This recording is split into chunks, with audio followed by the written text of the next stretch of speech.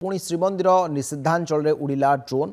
श्रीमंदिर नीलचक्र उपरे मारिला पैंतरा। नीलचक्र ठारू सिंहद्वार पुणी सिंहद्वार ठारू उत्तर द्वार पर्यंत ड्रोन उड़ी। परिक्रमा मार्ग उपरी भाग में प्राय 15 मिनिट काल पैंतरा मारिथिला ड्रोन। केउठारू ड्रोन ऑपरेट हेउछि, किए ऑपरेट करुछि से नहीं मध्य पुलिस जांच करुछि। गुरुत्वपूर्ण सूचना। बारंबार श्रीमंदिर उपरी भाग में पुरी रे ड्रोन उड़ाण को नहीं प्रश्न उठुछि। किए ड्रोन आणुछि, किए उड़ाण करुछि। सिंहद्वार सम्मुखर दृश्य। सिंहद्वार उत्तर द्वार पर्यंत 15 मिनिट धरी पैंतरा मारिला ड्रोन। विशेष भाव में परिक्रमा प्रकल्प उपरी भाग में यह पैंतरा मारुला। 15 मिनिट धरी एभली ड्रोन विशेषकर जो अंचल निषिद्धांचल रही श्रीमंदिर नीलचक्र उपरे संपूर्ण भाव में नो फ्लाइंग जोन घोषणा कर शिव प्रसाद दास समस्त अच्छा पूरी रिपोर्टर।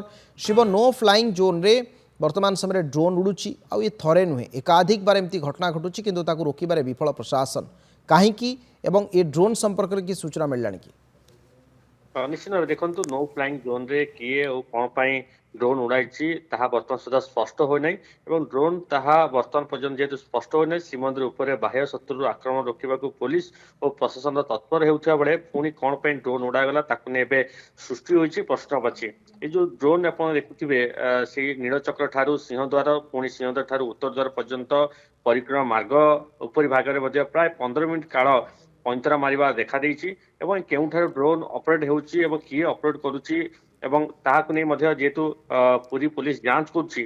तो सबुठ बड़ कथा होउछि श्रीमंदिर उपरे बारंबार एभली ड्रोन उड़ुवा बेले पुलिस निरदष्टा साजिबा और कौन कार्यानुष्ठान न नेबा ए घटना को नहीं साधारण मध्य एक असंतोष देखा देइछि। श्रीमंदिर सुरक्षा अवहेला होउथिबा बेले पुलिस प्रशासन सरकार चुप रही बसिचंती जहाँ को नहीं साधारण एक असंतोष सृष्टि किए एवं कहीं ड्रोन उड़ाइला ताकू नहीं एक प्रश्नवाची सृष्टि होती कारण पूर्व श्रीमंदिर उपर अनेक बार ड्रोन उड़ार सामना को आसीथिला हेले ड्रोन उड़ाण उपर रोक बर्तमान सुधा लगा जाई पारु नाही कारण तुरंत श्रीमंदिर सुरक्षा पाई राज्य सरकार पदक्षेप नेबाकू साधारण दाबी करा जायछि। पूर्व श्रीमंदिर उपर ड्रोन उड़ीबा और गर्भगृहर फटो भाइराल होगा भली घटना सामना को आसी। आप जानते अविनाश गत रथयात्रा समय आंटी ड्रोन व्यवस्था करा कौन बेड ड्रोन को देखा मात्र यहाँ खसाई दि जाऊला किंतु ताहा वर्तमान आंटी ड्रोन सिस्टम रही नहीं जहाँ फल भाव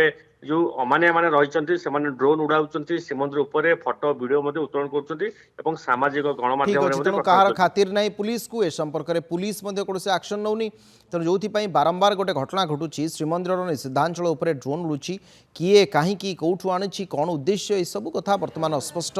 ए संपर्क में ना परिचालना कमिटी बैठक पर से दिन श्रीमंदिर मुख्य प्रशासक सूचना प्रदान करते पूरी एसपी सूचना प्रदान कले नुआ एसपी जॉइन कर तेणु ए घटना अत्यंत संगीन गुरुतर कारण श्रीमंदिर उपर ड्रोन बारंबार उड़ीबा यार सुरक्षा को नहीं जी प्रश्नवाची सृष्टि करनी तार आध्यात्मिक दिग को देखिए जे कहीं गोटे घटना एकाधिक बार घटुची तार कहीं रोक जापर ना ये सब बड़ प्रश्न। अनेक अनेक धन्यवाद।